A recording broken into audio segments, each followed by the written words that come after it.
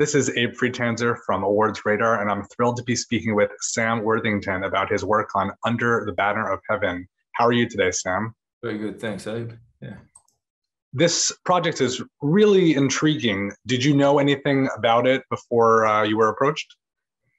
I'd read the book years ago. I did a movie called Everest that was based on and inspired by John Krakauer's book. So that led me into the John Krakauer world. And then from that, I discovered the book. So when Lance sent us the scripts, I was aware it was more, how are you going to take such a mammoth idea that was presented and to put it into a fictional form? So that was what was intriguing. What was your impression of the book when you read it?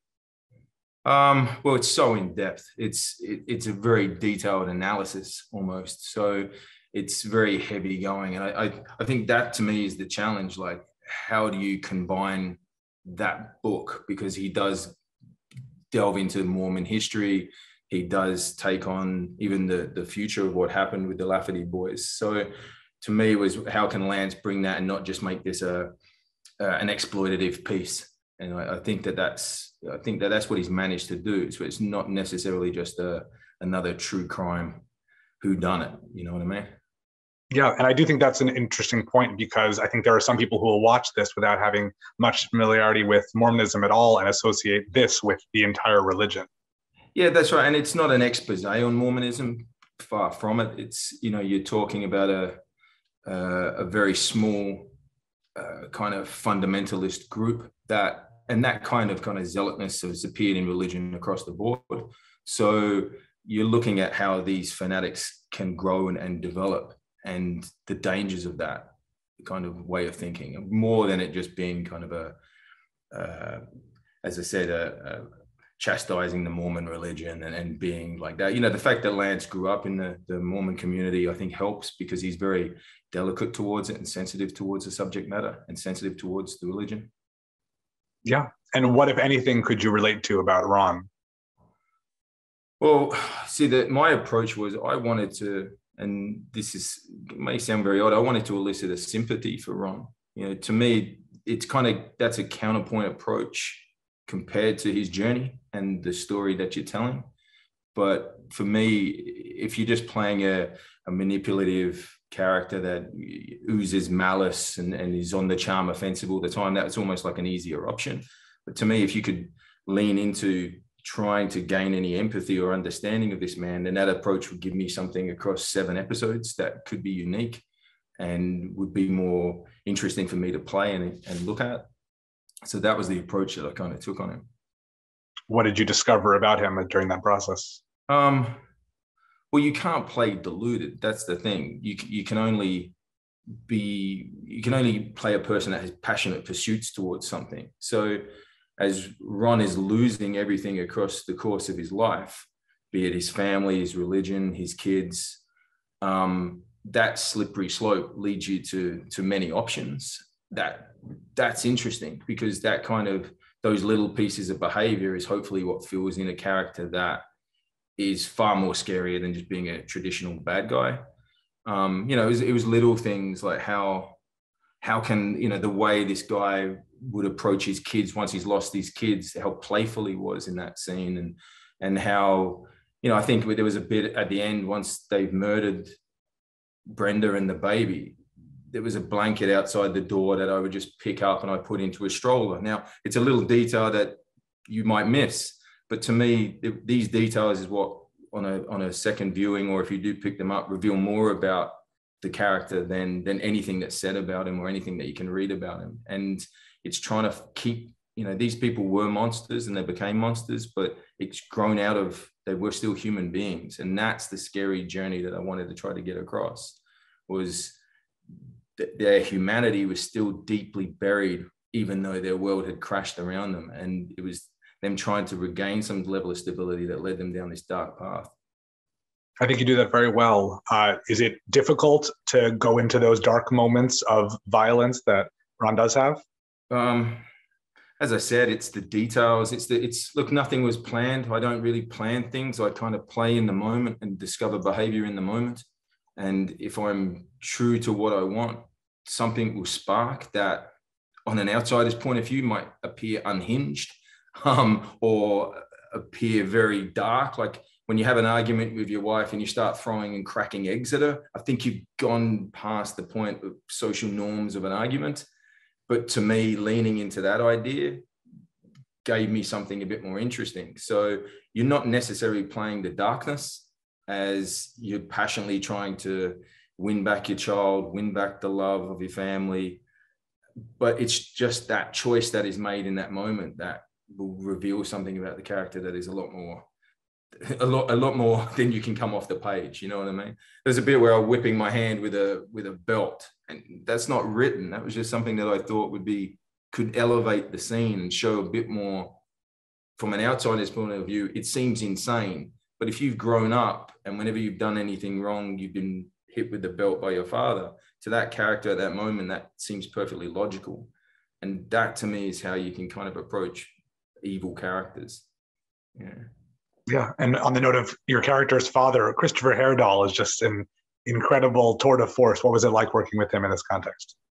If you take the approach that I take, you tend to kind of, you start to have those kind of interactions that feed in from the character. So sometimes we didn't really talk to each other on set because I believe that the characters weren't talking or the characters were in conflict. And Chris is a lot like me in that he doesn't kind of let that go. He leans into it. So a scene where you're over the guy's deathbed pouring water out, even though he's desperate, thirsty for water, can lead to quite a Molotov kind of situation. But I like working with characters and actors like that who are committed to the cause. And then once you call wrap, you go home and have a laugh. But in the moment, that's what leads you to interesting choices. I think in one of those takes, I poured the water all over him. Now, I know he wasn't happy about that. Ron would have been, and it was true. Maybe we pushed the scene too far in that way, and that's why the take isn't used. But I enjoy working with actors that, stay true to their character's motivation. Yeah.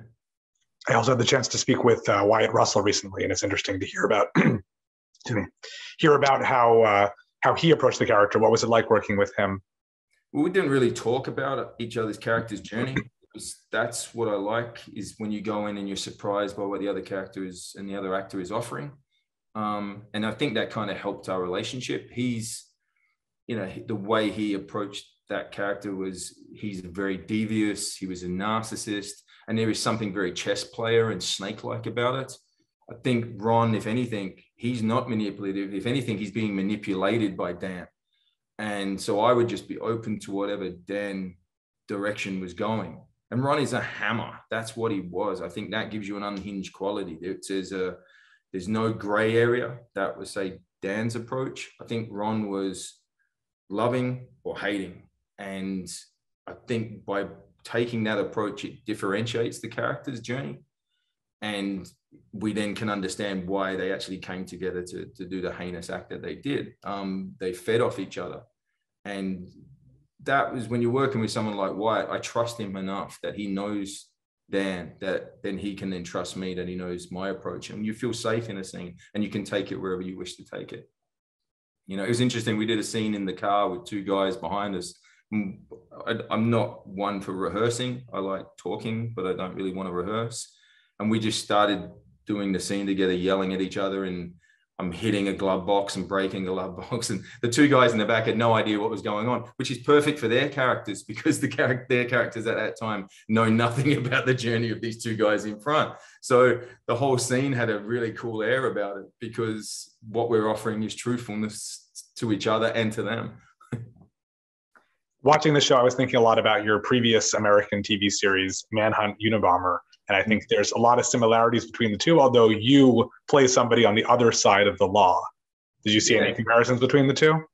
Well, I think in Manhunt, that character's, there was a level of being on the spectrum and a level of different, devoid of emotion. But the same thing, the choices are interesting. The choices that I could take with that can zig and zag the character in an unconventional way. And it's the same with this. As I said, I didn't want to approach Ron as just the mustache twirling bad brother who was, decided I don't love the direction that Brenda has taken my family. I wanted it to be a bit more complicated and a bit more intriguing to watch. And so the zig and the zag approach with both characters is what I like.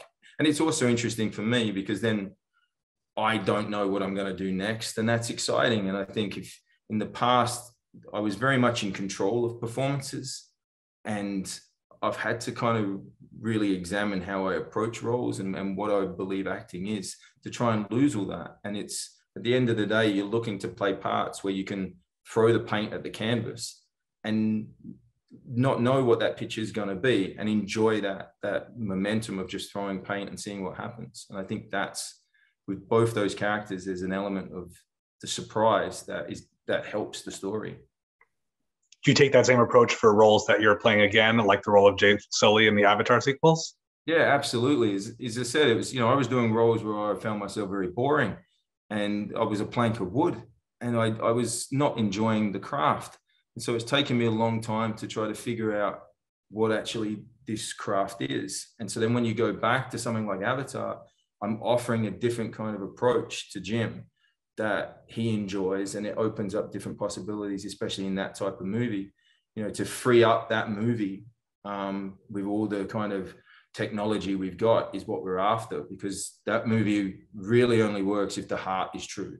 It's got amazing special effects and the technology is so far advanced, but essentially it still comes down to the heart and soul of these characters. And so the more truthful we can be, and the more kind of like spontaneous we can be, it feeds into this world that we've created, and it almost grounds it too.